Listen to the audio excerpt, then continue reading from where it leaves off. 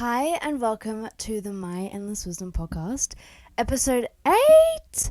Fuck, time is flying so fast, but I'm glad you're here. And as always, if you are an audio listener on Spotify or Apple Podcasts and prefer a visual, you know the drill by now. We have a video over here on YouTube, so yeah, come join us over here. So today I'm going to do another Big Sis advice episode because you guys really liked the last one and you guys gave me a lot of good feedback on it, so I want to do that again. So I will be answering questions from her help again. I went through and screenshotted ones that I feel like I can put my advice on and share some of my wisdom and knowledge on. So we're going to do that. I have a few topics that I want to talk about first that I have written down, just some ideas and thoughts that have gone through my mind. So yeah, sit back and relax as usual. Get a cup of green tea, fucking margarita, glass of champagne, coffee, whatever you want. Let's chill, let's relax, and let's hang out as usual. So in this era of my life, I'm very much like trying to heal a lot of past traumas and like my inner child and trying to do better for my mind, because I feel like I've been really neglecting that over the past couple of years. I feel like I've just been in survival mode. I've just been trying to get by. I've just been trying to like do my thing and get by and just survive, and just like kind of forgot like what it was to be me a little bit. And I'm just trying to get back into that era of looking after myself and prioritizing my well-being, because that's sort of what I've always enjoyed about living, is prioritizing this space to do better and be better and love yourself, you know? But I'm getting there. As always. This is a journey in life. Everything's a journey, you know? You gotta fall down to get back up, and it's the way that you get back up that matters, you know? It's about getting yourself up. It's not about the falling, you know? Yes, the falling sucks and the falling hurts, but it's about how you get up and how you get up with grace and how you learn from those mistakes the next time you do fall down. You know what I mean? That's what all of this is about, you know? So I've been having a lot of anxiety recently because I've been starting like a lot of new jobs and just like meeting new people and just like a lot of new experiences. And the thing about me is I love change and I do thrive on that. Like I do thrive on like being chucked in the deep end in situations and like meeting new people. I do thrive on that. I just feel like for so long, because I've been protecting my peace and being in that like survival mindset, I have gotten a lot of anxiety recently being chucked into those situations. Just your typical anxiety about just getting lost in that, you know, sort of realm of what other people are thinking about instead of just focusing on what I think about things. You know what I mean?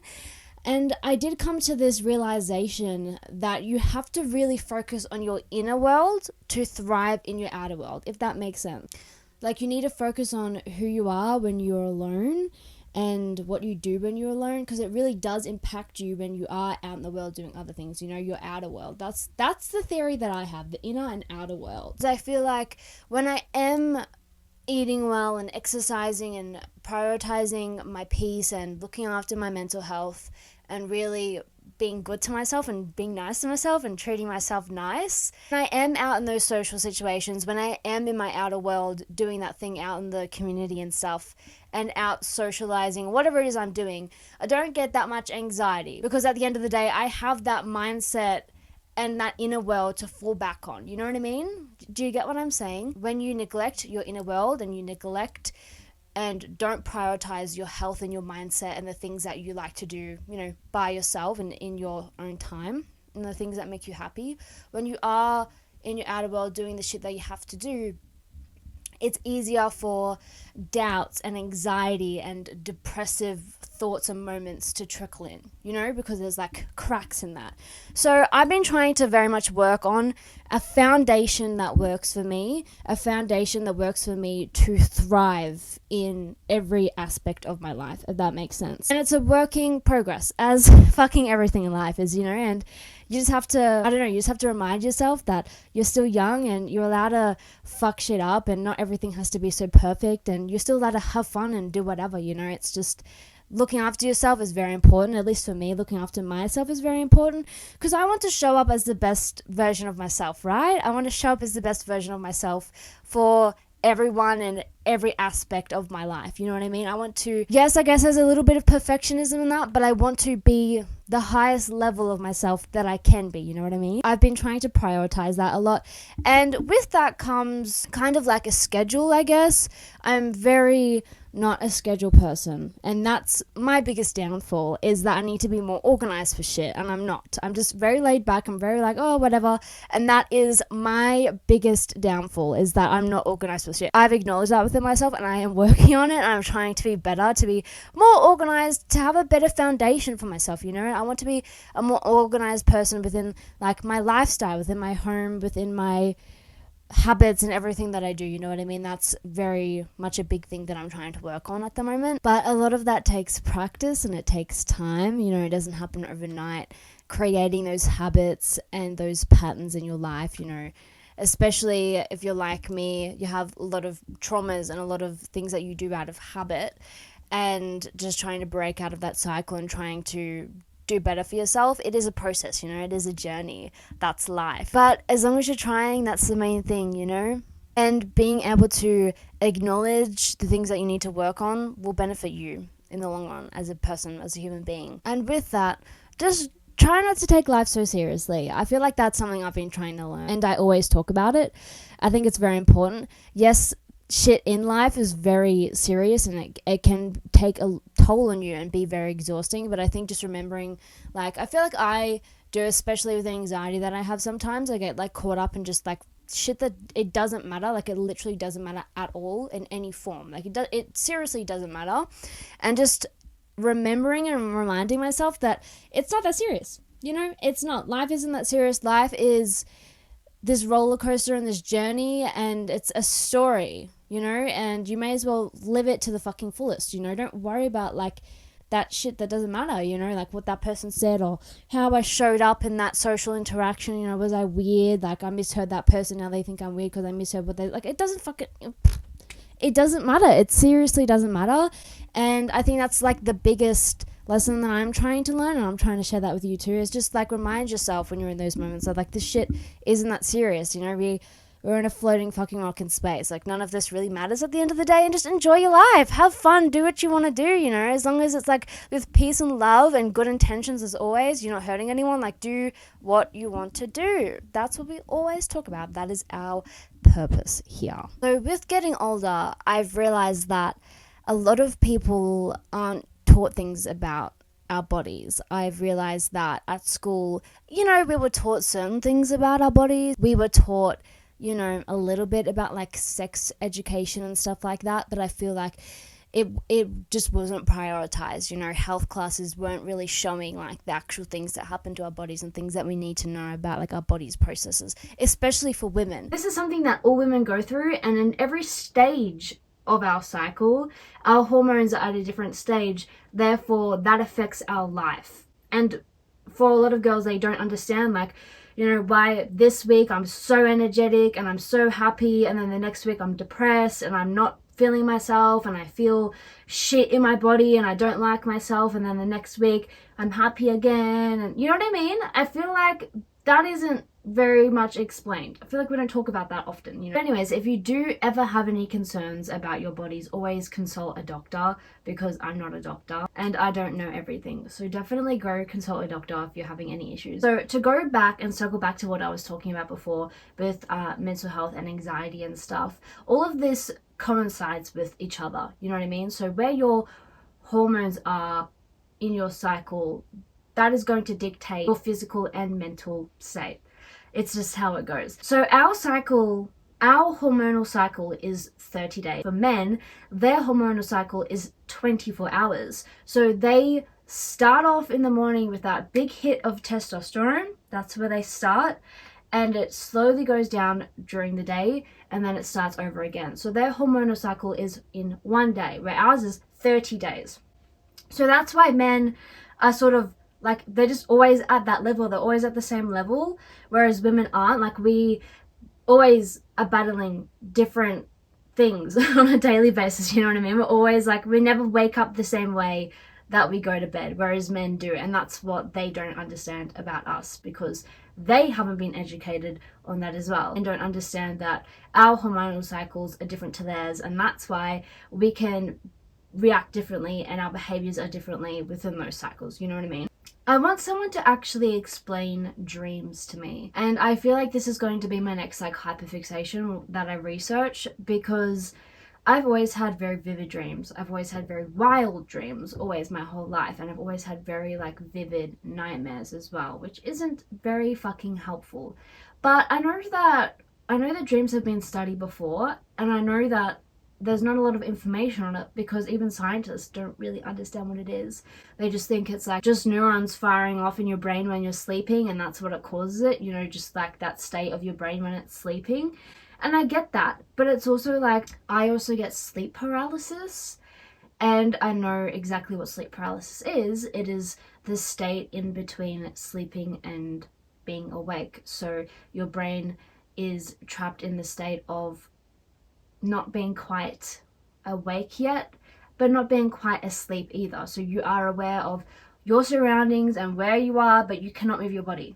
Your brain is still basically asleep, but your eyes are open and you can see everything, but you can't fucking move your body. And that is absolutely fucking terrifying. And I feel like it's terrifying for me because I have very vivid nightmares and very vivid dreams. And recently I've been having nightmares again about lots of different things, and also getting sleep paralysis with that. So I'll be like, you know, running away from something in my dreams. And most of the times when I'm dreaming, I know that I'm dreaming, so I just like wake up if something gets a bit too scary and like a little bit too much. I just like wake myself up because I know that I'm dreaming.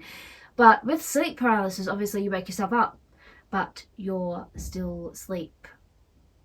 And it's fucking scary because you can have like these hallucinations. So for me, last week I had this scary dream that I'm not going to tell everything in it because it's quite like personal.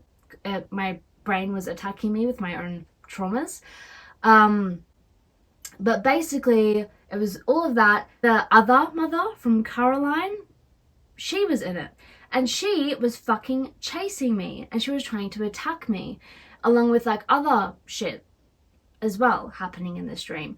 And I opened my eyes, and it fucking followed, like the hallucination like followed me into my waking moment, you know. And then I realized I was having a sleep paralysis episode, and it was the most terrifying thing that I've ever experienced. And I woke up and I was like, fuck, this is so scary. And then I fell back asleep and it happened again, and I was like, oh well, I can't go back to sleep now because the nightmare continued and it happened again. So I stayed up for like 15 minutes. I didn't go on my phone, didn't turn on like the lights or anything. I just like meditated for like 10 15 minutes and just tried to like relax my body, because obviously the adrenaline and the fear running through my body and through my blood like was very scary, because obviously that was quite traumatic in itself, you know what I mean? Especially because the theme of the dream, the nightmare, wasn't very fucking nice either. Like I said, it was my traumas that I've had and shit that's happened to me in the past was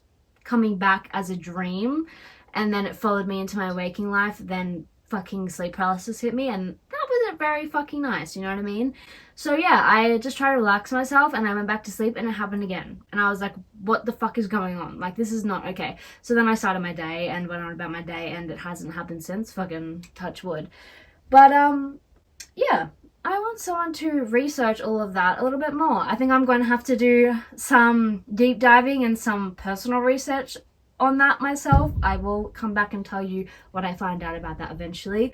But yeah, it is very scary. And I think sleep paralysis, like, it comes down to like different things for everyone. It happens to me when I fucking fall asleep with the lights on, or eat sugar before bed. So I can stop both of those things, but sometimes it just shows up and it's not very nice either. And also like cortisol levels. So cortisol levels is basically the stress hormone in your body. It's the stress chemical in your body and in your brain. So the more that you stress about things, it can actually affect your body and your mind. You know what I mean? Not just like you stressing, and it can actually physically affect you and affect your body. And that's what I always say, like, yes, shit is stressful and life is fucking scary sometimes, and it's not just as easy as being like, don't stress about that, like just calm down, relax. It's not as easy as that, but I think it is about building these structures and habits in our lives so that when stress does show up, we're not causing a physical and chemical reaction within our body. You know what I mean? Because I feel like those nightmares the other night definitely could have been from like just stress and hormones running through my body. So yeah, it all coincides with each other. So look after yourself, look after your body, look after your mind, because you only get one. You only get one body. You only get one shot in this body, in this life. So yeah, try and look after it as much as you can. So I have decided to start dating again. I know, if you have listened to my podcast for a while, you know that's a fucking shock. That's a shock to the system. Because I've been saying for ages that I'm not fucking interested and I just can't be bothered. And yeah, in a way, that is true, but I did acknowledge within myself that, yes, that part of me does exist, but the part of me that actually does want to meet new people and be out in the world and date again is very much there. I feel like I've come to a place where I think I do want to get back out there again. It is very fucking scary, but I feel like I've been single now for over a year and I've done a lot of healing in that time and I've done a lot of growth in that time, and I feel like I very much needed it. Over the years, I've had a lot of trauma in relationships, and especially last year, I went through a breakup that like really hurt me and it destroyed me, and I went through a lot of other traumas as well, and it just all coincided and clashed together, and it was just a huge mess. But yeah, this is a good thing. I feel like I'm very much healed and ready to like get back out there again. And obviously I'm very picky nowadays. I am very much aware of what I want, and I feel like that is a good thing, and I feel like you do learn that with experiencing life. Also, I'm so sorry if you can hear a bell in the background. It's Biggie. He is not being very nice. He's coming up here right now. You can hear his bell. Oh, he just wants to be involved. So yeah, if you hear a little bell, it's not you going crazy, it's Biggie in the back. Oh, here he comes. He's gonna come sit here and talk to us. But yeah, going through those experiences, and as much as like those experiences with those relationships were heartbreaking and awful, it did teach me a lot about like what I actually want from relationships and what I want from myself, and a lot about who I am.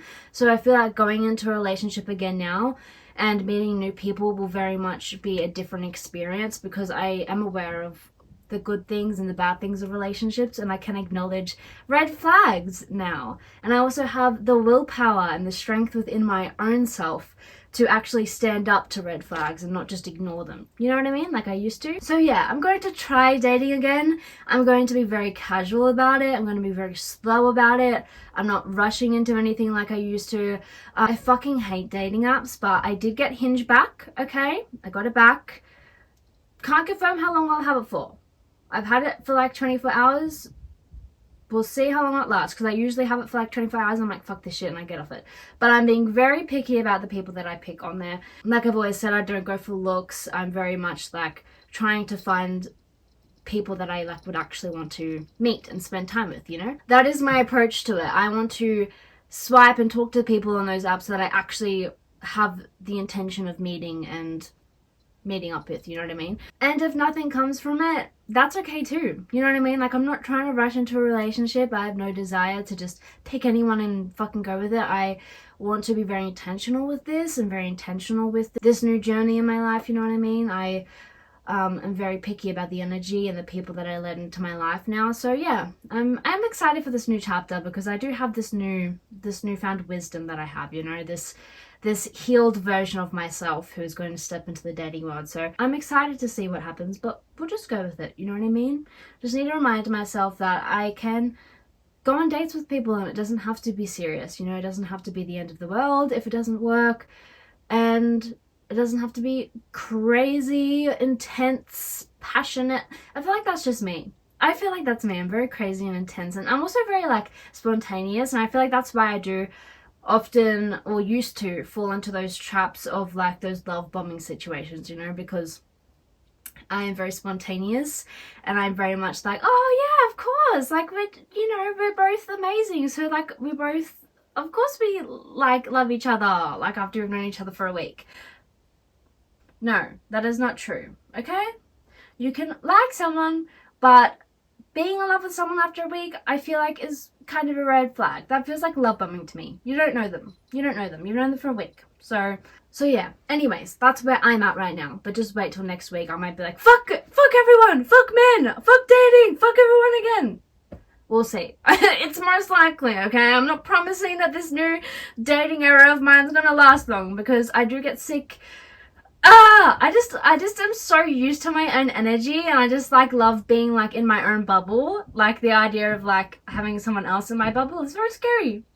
It's very scary. But anyway, it's okay. We're learning. Like, I'm so fucking young, and I don't want to like have that like mindset of just like I want to be alone forever, because like I know that I am capable of being alone. I love being alone. I love my own energy, and I am not willing to compromise my energy and my well-being to have people that don't deserve it in my life. You know what I mean? And that's why I am being picky, and I am being very intentional about the people that I choose. But also, like, you know, I only live once, and everyone deserves love. Everyone deserves love. And even if it doesn't come out of it, that's fine. But everyone deserves love, and love in friendships and relationships, not just romantic relationships, okay? I'm talking about platonic relationships. You know, your friends are also, you know, supposed to love your friends too, you know, and they're supposed to love you. That's a thing too, you know? There's a lot of noises going on right now. I'm filming at night. Biggie's relaxing and making a lot of noise with his fucking bell, and there's possums on the roof, so I'm sorry. But that's just how we roll around here, okay? There's a lot of ambience in my house, okay? There's a lot of ambience in this podcast, so sorry about that. But if you've been here for a while, you fucking know that by now. I've also come to the conclusion that I don't think I really like alcohol that much. Alcohol, like, I've had a love-hate relationship with for a very long time. Like, I've definitely had like a lot of good memories drinking, and also had a lot of bad memories. And I feel like a lot of the issues that I've had within myself are like the moments of anxiety and shit, and like not very good like moments or actions and things that I've done over the course of my life has majority been involved with alcohol or other substances. And I've come to realize that alcohol is the main factor in that, and I'm trying to kind of stay away from alcohol, I guess, and other substances too. You know, I've never been like, you know, a heavy smoker or anything like that, but I just feel like I'm being very like in my era of like looking after my body again and my mind again. And I feel like I don't really need alcohol to have fun. Like, I don't need alcohol to have fun. I feel like I'm very much just like, I can party and be the party without that. I just have that confidence and that vibe within myself. I just don't need it, you know what I mean? So I'm not saying I'll never drink ever again. I just don't think I'll ever be a big drinker again, you know what I mean? I just feel like I would always just drink a lot and just be fucking stupid, and I've always been like good at drinking a lot, you know what I mean? But I just feel like like a glass of wine here and there, awesome. A beer here and there, awesome. I'm just not into like the binge drinking shit anymore.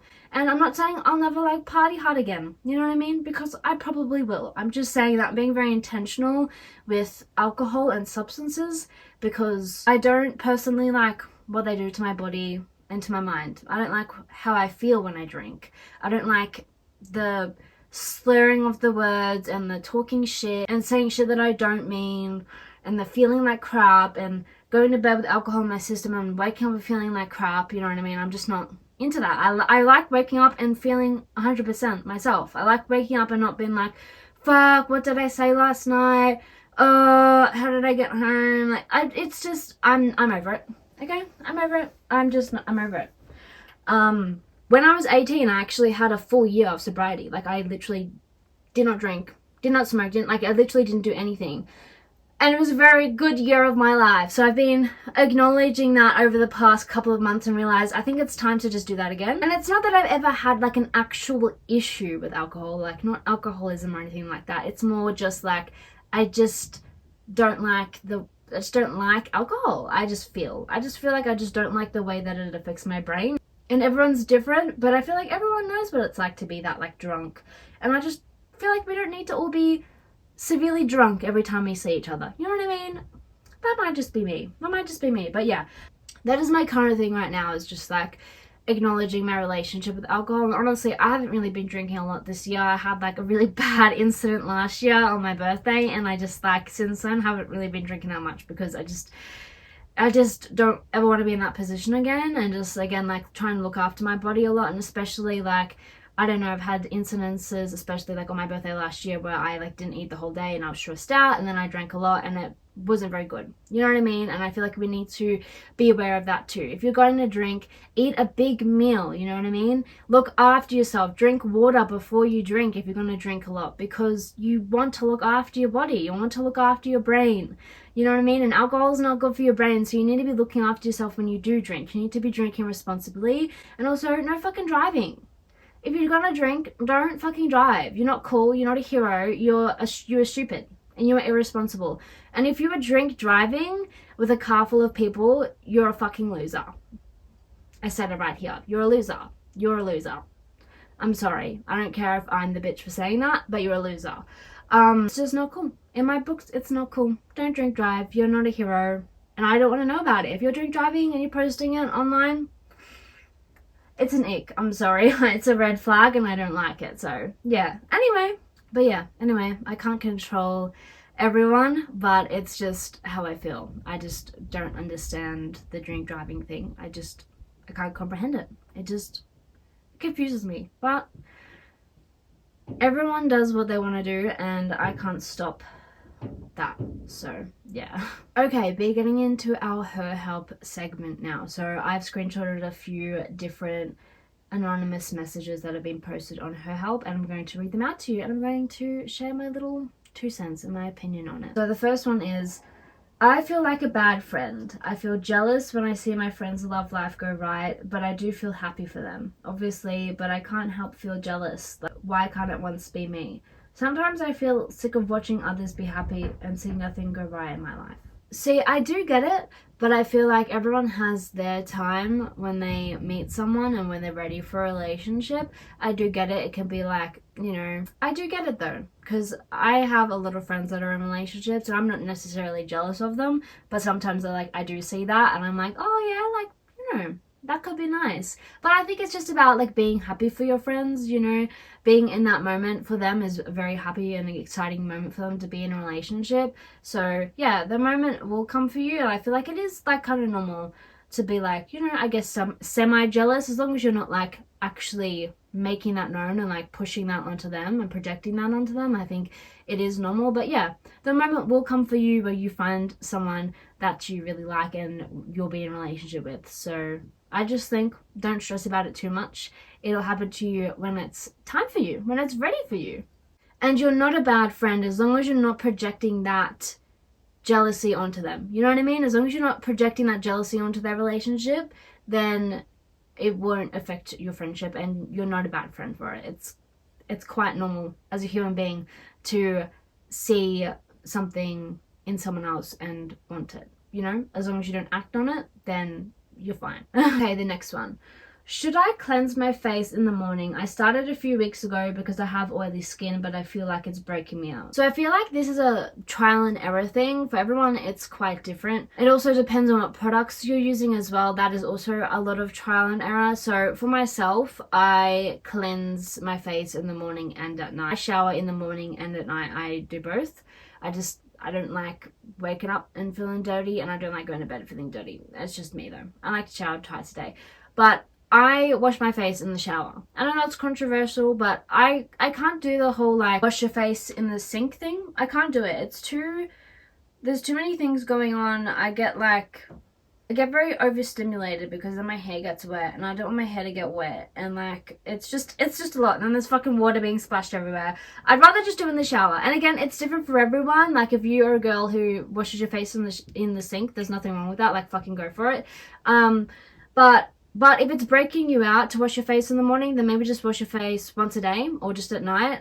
And like I said, it's a lot of trial and error. And for me, yeah, I just do it all in the shower. I just think it's easier to do it in there, wash your face and get it done. As long as you're not like sleeping in your makeup, you're wiping it off at night, whether it's a makeup wipe or whatever it is, as long as you don't go to sleep with makeup on your face, then you should be good. But yeah, a lot of it is trial and error, like I said.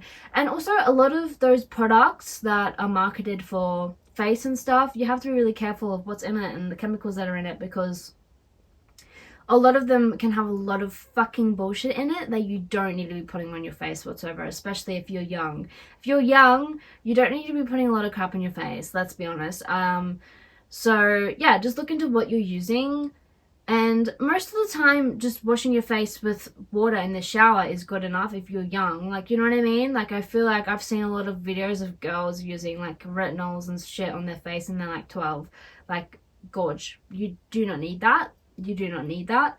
But again, I'm not a doctor. I'm not a dermatologist. I just think that you don't need to be putting all of that crap on your face. But obviously, if you have skin conditions and bad acne and stuff like that, it is good to consult a doctor or a dermatologist and figure out what's best for you to be using on your face, because everyone's different. Everyone's body's different. Okay, the next one is what to do if I met a guy online and we've been FaceTiming every night. I told him not to fall in love with me, but I don't know if I'm going to be able to do the same. Okay, so this is an interesting one, especially for me. If you watched my last podcast episode, I spoke about my last relationship with my ex, and that was an online relationship. I think you just have to be very clear here with your intention in this relationship. If you don't want him to fall in love with you, then don't lead him on. And if you are scared that you're going to fall in love with him, it depends on why you don't want to fall in love with him. Is he like on the other side of the world? Like, is it scary for you to do long distance and stuff like that? Obviously, just be careful and be very aware of your intention and communicate your intention with him. If you really don't want him to fall in love with you and you don't want to be in a relationship, then state that and be very, very clear about that, because you don't want to be fucking with someone's heart and with someone's feelings like that. And if you're unsure if you feel the same, well, you might need to do a double check on that as well, because you, like I said, you don't want to be leading someone on because you don't know what you feel as well. You know what I mean? I think it's about being clear with what you want and what you need so that you don't confuse the other person and get stuck in like a weird situation. You know what I mean? But if you're scared of long distance does work. You know, despite the issues I've had with it, long distance does work. I mean, I have a friend and her boyfriend lives on the other side of the world and they don't see each other a lot, but when they do, it's very beautiful and I love to see them. Like, they're fucking so cute. And if she's watching this, she knows who she is. I love you and your relationship is very cute. But yeah, long distance relationships can work. So it happens. But like I said, just be careful. Be careful with what you're doing, because you don't want to fuck with him and you don't want to break his heart, because that also breaks your heart. So just be clear with what you want. And if you really do like this guy, then go for it, babe. Go for it. What's stopping you? Okay, the next one is, I've never been on a plane before and I have a trip coming up. Does anyone have any packaging / dressing or overall tips to make it less stressful? I think it all comes down to comfortability, because I get a lot of anxiety on planes too, especially it depends on like long and short trips too, like the distance of it. I've never been on like an international plane, like I've never left the country. I've only been on like short plane trips and I still get anxiety about it. It's not the actual like flying, it's just like the whole thing, you know, like you're sitting in the seat. Like, I don't know, for me, I like to have shit that I think that I'll need in my bag, you know what I mean? I like to have Panadol. Panadol does help your ears like not hurt. You know how like when you go on a plane and your ears hurt? I take Panadol and Chewy and it works. I used to get those little things called earplanes, and you can put them in your ear. They basically screw into your ear before the cabin door closes. It helps regulate the pressure in your ear, so when you ascend and descend in the plane, it doesn't fuck with your ears and it doesn't hurt as bad. So that's also helpful. That does lessen your anxiety a little bit about your ears hurting. Like I said, it's just about comfortability. Like, take your favorite snacks, have water, have like a jumper, maybe a blanket or something. Have some movies downloaded on your phone or your laptop, like music, like headphones, a book, something to do. I feel like that is very helpful when you're on the plane. Something to pass the time, because yeah, the moments that I've had like anxiety and shit like that is when I've just been on the plane just like having nothing to do and I'm just there like with my phone that has no internet and like looking through old photos and shit, and it's just like, you know what I mean? I think just like distracting yourself, having something to do, or sleep. I don't like sleeping on planes. That's my personal opinion. Like I was saying before about like my sleep paralysis and shit, I do not want to get sleep paralysis on a plane, because I know that would fucking suck and I do not want to do that. So, but that's not to scare you though. Not to scare you, I'm sorry. That's just me. That's just me. You're not going to get sleep paralysis if you go to sleep.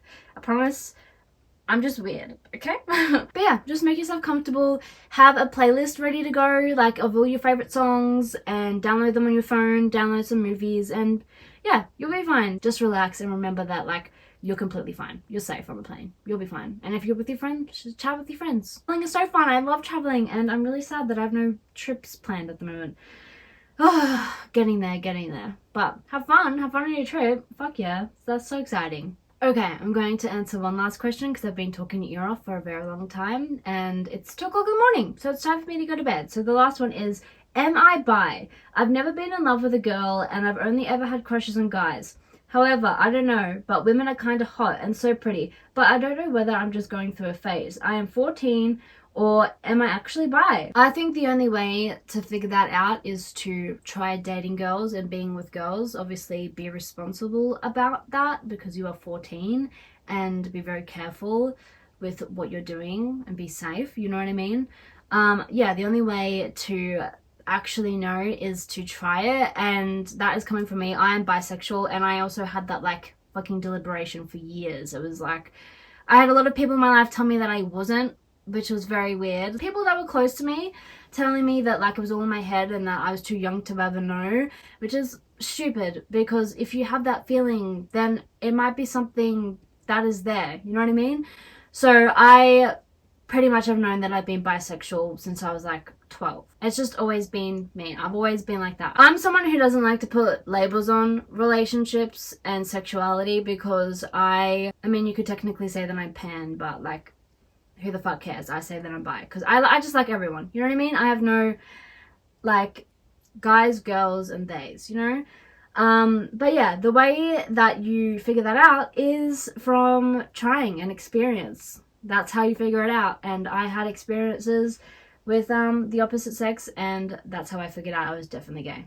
I was definitely bi. So yeah, and if you go through that and you figure out that you're not, then that's completely fine too, you know what I mean? It's just good to experiment, and you don't have to put labels on that shit, you know what I mean? You don't have to put labels on your sexuality. You can just like who you like, you know what I mean? Because I feel like it can be very scary to like have all of these different labels and like not know like who you are and what you are, but I think it's just okay to like who you want to like, you know what I mean? Also, you're 14 and all that will come very naturally to you, so don't rush like experimenting with people if you're not ready for that yet, you know what I mean? It'll come to you when you're ready and when that time is right for you, you know what I mean? Once you get older, you will naturally just fall into those different situations and you will figure it all out. So yeah, don't rush it. You're 14, you have plenty of time to figure it all out.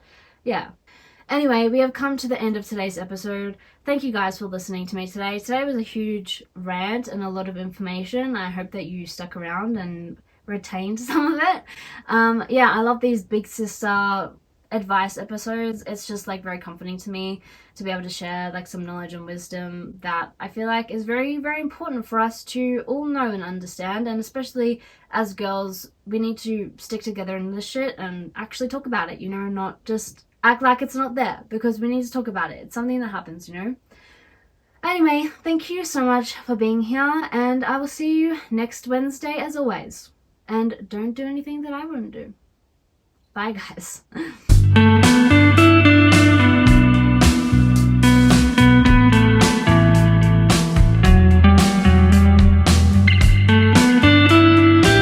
I know what I'm talking about. I promise.